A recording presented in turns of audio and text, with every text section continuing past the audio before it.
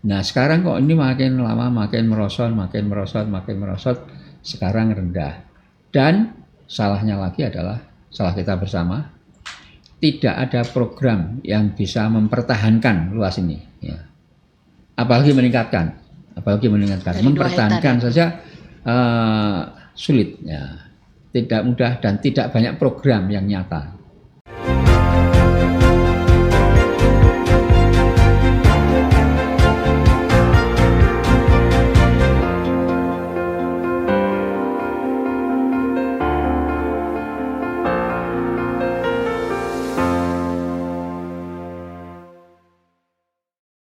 Halo, salam jumpa Agri Kreatif Podcast Fakultas Pertanian Universitas Samratulangi. Saat ini kami ditemani oleh 2 orang narasumber dan salah satunya adalah guru besar dari Universitas UGM Yogyakarta dan guru besar Profesor Dr. Insinyur Masyuri, jauh-jauh dari Jogja ya Prof, datang ke Manado.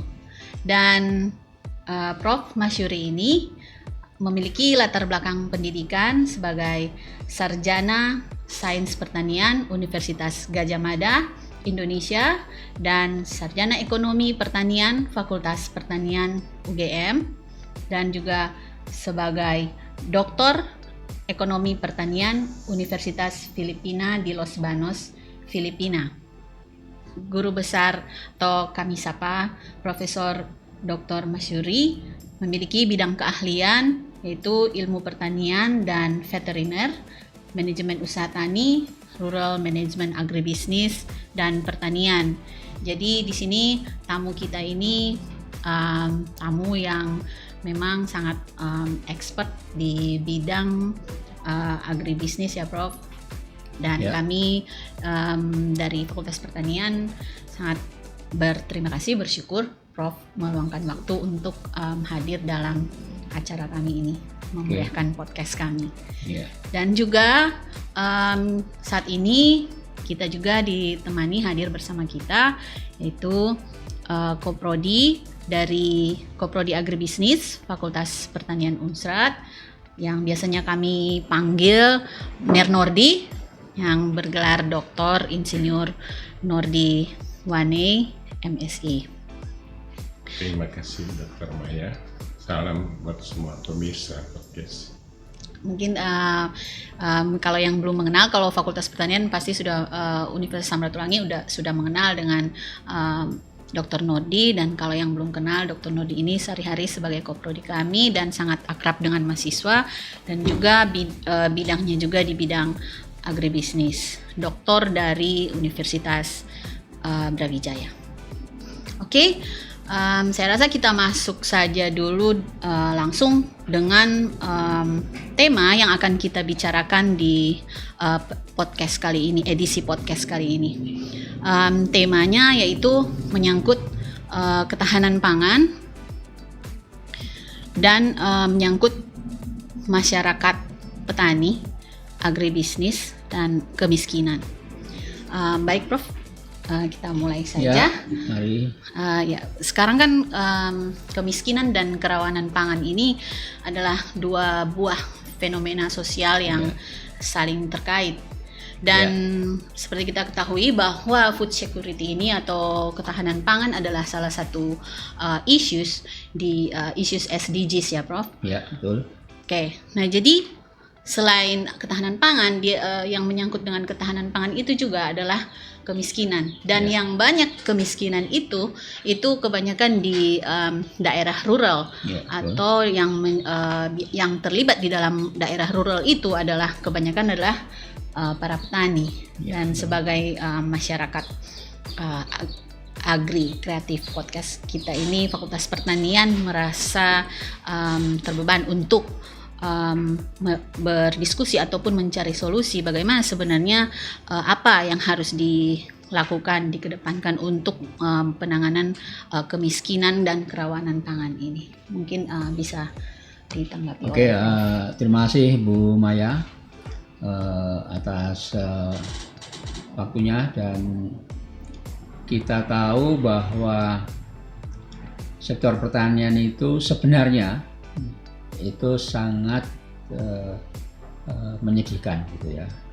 Saya ekstremis menyedihkan, walaupun mungkin juga ada yang bilang tidak gitu ya. Tapi mungkin dengan pembahasan berikut akan semakin jelas kenapa saya berkata begitu. Karena di sektor pertanian itu, kalau kita lihat data makro ya, data makro itu tenaga kerja di sektor pertanian itu kan ada sekitar 27-28%. Ya.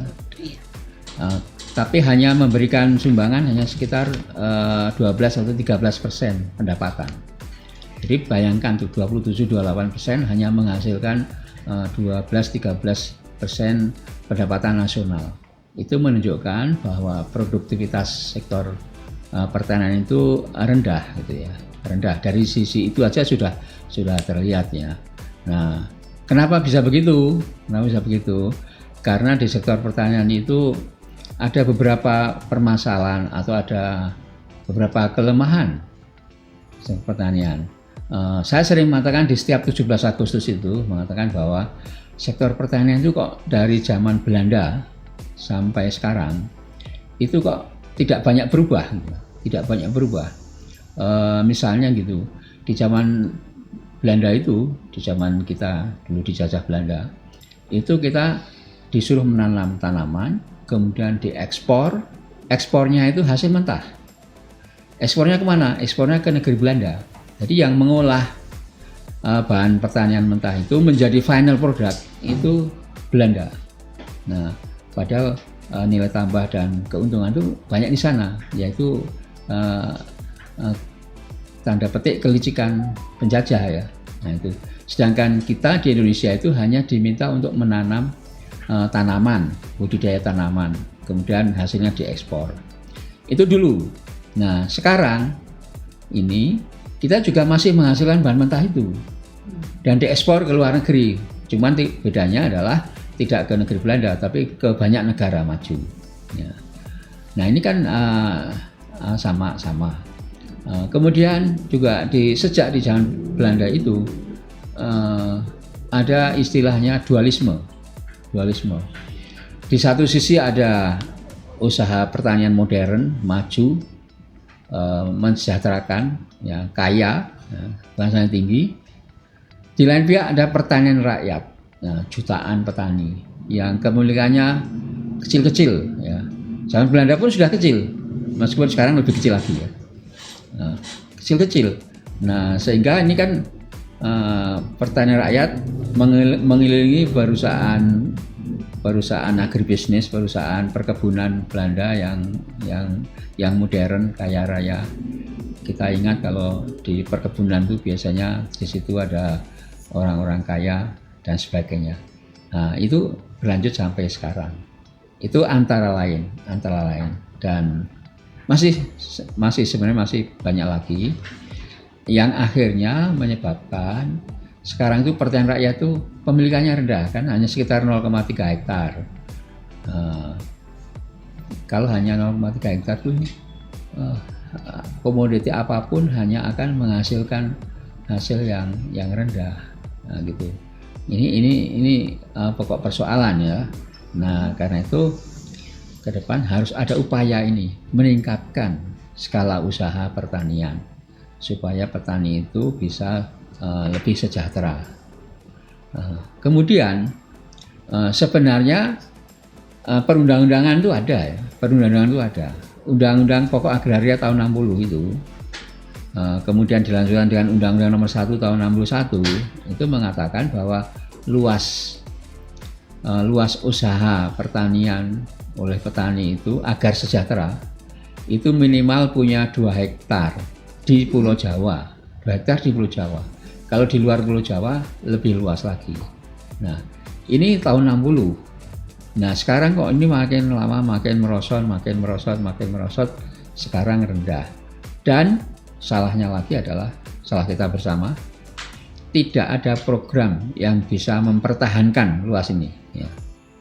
Apalagi meningkatkan, mempertahankan saja sulit. Ya. tidak mudah dan tidak banyak program yang nyata. Pada zaman Orde Baru ada program namanya transmigrasi, di mana petani diberi lahan usaha 2 hektar dan pekarangannya 1/4 hektar. Transmigrasi itu sudah berjalan terus. Kemudian Orde Baru berhenti, kata Presiden Pak Harto kan berhenti, gitu ya. Berhenti, lalu dilanjutkan dengan Orde Reformasi, mulai dari Pak Habibie, kemudian Gus Dur, Megawati, SBY, Jokowi dan sebagainya. Ini nampaknya nggak ada program ini, nggak ada program untuk mempertahankan, paling tidak mempertahankan lah skala usaha itu. Kalau dulu meningkatkan menjadi 2 hektar itu lebih mudah karena masih sedikit selisihnya. Sekarang sudah jauh. Tapi yang penting ini sini adalah ketiadaan program pemerintah. Itu satu. Sebenarnya program bisa apa saja, bisa jalan kalau ada program. Itu pertama ya, ini luas lahan. Kemudian mengenai manajemen, karena menurut peneliti Dun & Street itu mengatakan bahwa kegagalan, keberhasilan suatu usaha itu karena faktor manajemen.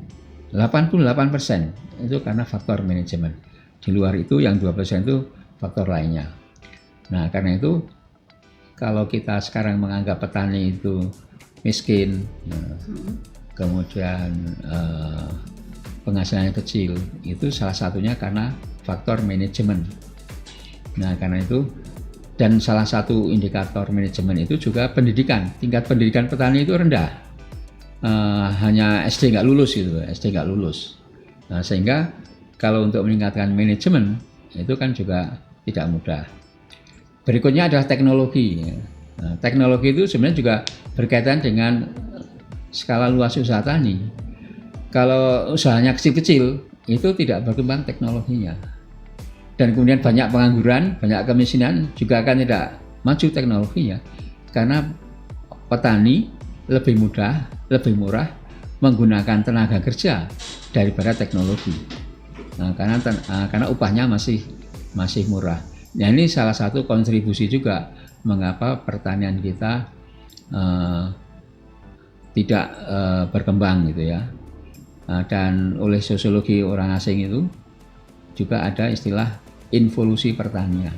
Nah, involusi pertanian itu pertanian nggak maju-maju, hanya jalan di tempat saja. Nah, itu karena sebab tadi. Nah, karena itu saya punya pendapat, saya punya saran bahwa pemerintah itu punya program untuk meningkatkan skala usaha tani, untuk meningkatkan managerial skill-nya, untuk meningkatkan kemampuan teknologinya dan lain-lain. Nah, sehingga nanti pendapatan petani itu meningkat. Nah, kita tahu bahwa Amerika, Australia itu petani itu ya kaya-kaya. Ya, antaranya bisa dilihat luas usaha taninya itu besar-besar. Amerika, Australia itu begitu. Tapi kita yang namanya petani itu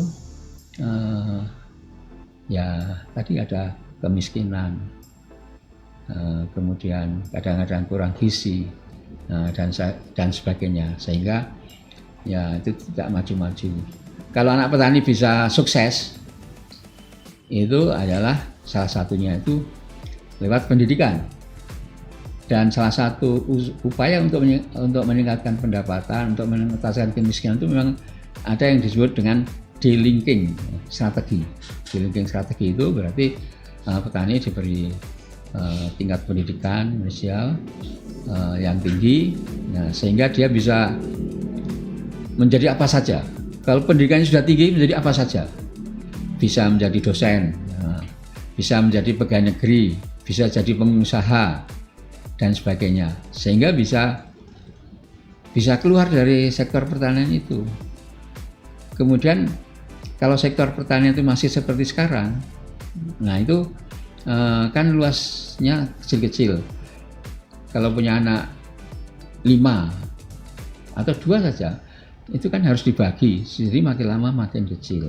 Tapi kalau salah satu anaknya atau mungkin semua anaknya berpendidikan tinggi, dia akan mencari pekerjaan yang sesuai dan lahan yang ditinggalkan bisa dikerjakan oleh orang lain. Terima kasih. Baik, terima kasih Prof. Jadi sebenarnya dari Prof itu bahwa yang menjadi masalah itu sebenarnya tidak ada program dari pemerintah ya Prof, dan kemudian manajemen itu juga perlu diperhatikan dan juga teknologi. Kalau berbicara soal teknologi Prof, itu kan misalnya kita kaitkan dengan kan untuk ketahanan pangan itu berarti pemenuhan kebutuhan makanan untuk semua masyarakat Prof. Ya. Nah, di satu sisi berarti kalau kita bicara teknologi itu dari pemerintah juga itu harus campur tangan untuk masalah teknologi ini. Tapi untuk sementara karena untuk menuju ke teknologi itu maka untuk food security itu maka apakah menurut Prof itu impor itu masih sebaiknya terus dilakukan atau bagaimana terkait dengan yang saya maksudnya teori food self sufficiency itu Prof. Oke, sebelum ke sana mengenai teknologi itu memang ada kaitannya dengan luas usaha tani tadi. Misalnya mekanisasi ya. Mekanisasi itu kalau lahannya sempit-sempit seperti sekarang itu kan tidak efektif. Mekanisasi itu hanya akan efektif kalau luas usaha taninya luas ya, besar. Sehingga itu akan meningkatkan produktivitas. Itu satu dari si teknologi. Jadi kalau teknologi itu juga berhubungan dengan luas usaha. Nah, itu yang karena itu luas usaha itu juga penting juga. Bersama-sama dengan teknologi, bersama-sama dengan pendidikan dan sebagainya itu, dan juga bersama-sama dengan nanti aliran modal juga, modal atau kredit usaha tani. Nah, kredit usaha tani itu juga belum optimal, asuransi juga belum optimal. Padahal itu ada di dalam Undang-Undang Nomor 19 kalau tidak salah ya. Asuransi pertanian. Undang-Undang Perlindungan dan Pemberdayaan Petani. Oke, Prof. Baik, terima kasih Prof. Dan selanjutnya kita mau beralih dulu ke Dr. Nordi. Kira-kira kalau di kondisi di lokal itu seperti apa? Ya, terima kasih Dr. Maya. Saya melihat masalah ketahanan pangan ini dari dua sisi. Pertama dari diversifikasi pangan. Sebenarnya kita di Sulawesi Utara ada beberapa sumber pangan karbohidrat selain beras. Dulu masyarakat kita mengkonsumsi juga jagung sebagai sumber pangan karbohidrat. Ada daerah yang mengkonsumsi ubi-ubian, dan ada daerah yang mengkonsumsi sagu sebagai sumber pangan karbohidrat. Cuma waktu di era pemerintahan Orde Baru dulu, pangan karbohidrat kita itu fokus ke beras. Karena dulu Indonesia adalah importir beras terbesar di dunia, kemudian program kita untuk mengatasi ini adalah dengan swasembada pangan khususnya beras. Dan itu luar biasa, tercapai sekitar tahun 84. Dampak negatifnya adalah sumber pangan lokal ini sepertinya dalam tanda petik terabaikan karena kita fokusnya di beras. Kemudian sebagian besar masyarakat yang dulu mengkonsumsi jagung atau ubi atau sagu sebagai sumber pangan karbohidrat lokal sekarang sudah terbiasa dengan beras, sehingga ketika mau dialihkan ke sumber pangan lokal itu butuh waktu lagi untuk beradaptasi ke sana. Itu permasalahan pertama, karena itu ada kaitan dengan proses budaya dan kebiasaan. Bahkan ada mungkin anak-anak kita yang sudah tidak enak lagi makan ubi atau sagu atau jagung bukan karena tidak enak, tapi karena memang sudah terbiasa dengan beras. Itu aspek pertama ya, diversifikasi. Jadi bagaimana kita kembali menggalakkan sumber pangan karbohidrat lokal. Tadi saya sudah katakan jagung, ubi, dan sagu misalnya. Yang kedua aspek kesejahteraan. Tadi Prof. Masyuri sudah menjelaskan ada sisi lain di beras. Kenapa beras tidak bisa terlalu tinggi atau terlalu rendah? Karena begini, tadi Prof. Masyuri memaparkan bahwa mayoritas petani kita dalam tanda petik kategori gurem, kurang dari 0,5 hektar pemilikan lahan. Nah kalau mereka nanam beras itu untuk mereka juga. Jadi kalau harga terlalu tinggi itu berteriak, baik petani gurem yang ada di desa maupun buruh atau pekerja di kota yang penghasilannya rendah. Jadi tidak bisa terlalu tinggi. Sementara petani yang berusaha tani, padahal kalau harga tinggi mestinya meningkatkan kesejahteraan mereka. Itu sebabnya pemerintah selalu menjaga ini supaya ada keseimbangan. Kalau terlalu tinggi, kelompok miskin di desa akan berteriak, juga kelompok miskin di kota. Tadi sudah dikatakan petani gurem yang lahannya kurang dari 0,5 hektar, mereka kalau menanam padi 80% bahkan mungkin seluruhnya hanya untuk konsumsi sendiri, ya Prof? Ya, betul. Begitu juga pekerja di kota yang UMP, digaji berdasarkan UMP, itu kalau beras terlalu tinggi itu berteriak, itu bisa menimbulkan permasalahan sosial sehingga harga selalu diatur pada kondisi seimbang. Nah, itu sebabnya kenapa juga kesejahteraan petani khususnya yang berkaitan dengan penyediaan konsumsi pangan karbohidrat itu sulit untuk naik. Tadi Prof menawarkan memang idealnya kalau luas lahan saya pikir itu semacam program konsolidasi. Ya, betul. Nah, konsolidasi lahan ini kalau kita di daerah ini kadang-kadang tidak sejalan dengan tradisi yang mewariskan lahan dengan membagi lahan kepada anak-anak. Padahal anak-anak sudah di bidang lain, ada yang di industri, ada yang di jasa, tapi masih mendapat warisan. Nah, tapi sekarang ini menurut saya ada petani-petani milenial yang masuk ke usaha tani dengan cara menyewa, sehingga proses konsolidasi lahan terjadi. Ada alumni kita yang mengelola sampai 5 hektar. Dia menanam cabai dan beberapa komoditas hortikultura, dan terlihat signifikan kesejahteraannya meningkat. Bahkan penghasilannya lebih tinggi dari pekerja formal di kota dengan dia menekuni bidang pertanian, agribisnis lah katakanlah. Saya tertarik dengan penjelasan Prof tadi. Kalau kita ingin meningkatkan produktivitas dengan memanfaatkan teknologi, memang harus didukung oleh lahan dengan luasan yang memadai, kemudian modal, dan keterampilan, skills. Nah, di pertanian ini ada 2, managerial skills dan technical skills, berkaitan dengan agroeconomical skills. Nah, 2 itu yang kita mau ke petani milenial itu ditingkatkan. Jadi dia punya technical skills, agro-technical skills, dan managerial skills. Dengan memanfaatkan lahan, modal, dan teknologi yang dia kuasai, diharapkan produktivitasnya bisa meningkat. Nah, saya kira itu 2 hal yang penting berkaitan dengan ketahanan pangan ini, khususnya kita lihat dari lokal. Satu aspek yang penting bahwa tadi Prof mengatakan memang 2 tahun terakhir ini Sulawesi Utara indeks ketahanan pangannya menurun. Mungkin secara makro, tetapi kalau secara individu, masyarakat di Manado, Sulawesi Utara pada umumnya dari segi ketahanan kuat. Karena Prof, mereka makan tiap ada acara. Kita di sini ada semboyan, orang ngumpul mangan. Pokoknya ketemu orang yang ditanya dulu, kita makan di mana, Prof? Itu kita. Jadi, dan kita, khususnya juga masyarakat Kristen di sini, setiap kali kumpul ibadah pasti makan itu. Nah, secara pribadi kelihatan boros, tetapi secara makro itulah yang menggerakkan roda perekonomian. Dan orang yang misalnya tidak ada kekurangan, kesulitan pangan, hadir aja di acara. Oh, makanannya pasti lengkap itu, sangat bergizi.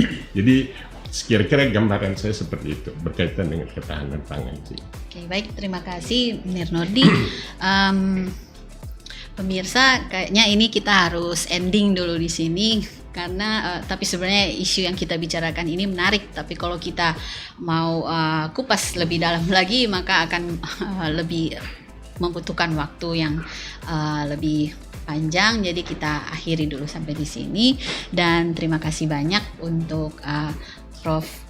Dr. Insinyur Masyuri yang sudah memberikan banyak masukan, diantaranya bahwa itu harus ada langkah dari pemerintah dalam hal program luas lahan, kemudian peningkatan manajemen teknologi, dan dari juga sisi lokal dari Dr. Nodi bahwa itu yang perlu diperhatikan, manajerial, dan juga bagaimana diversifikasi untuk pangan lokal. Dan terima kasih juga pada Nodi dan kepada kedua narasumber. Semoga sukses terus dan Tuhan berkati. Dan oke, pemirsa, kita akhiri dulu dan sampai jumpa dalam konten-konten yang atau sesi-sesi tema-tema yang lebih menarik, dan kita jumpa dalam pertemuan berikutnya. Oke, salam. Salam untuk petani. Ya, salam.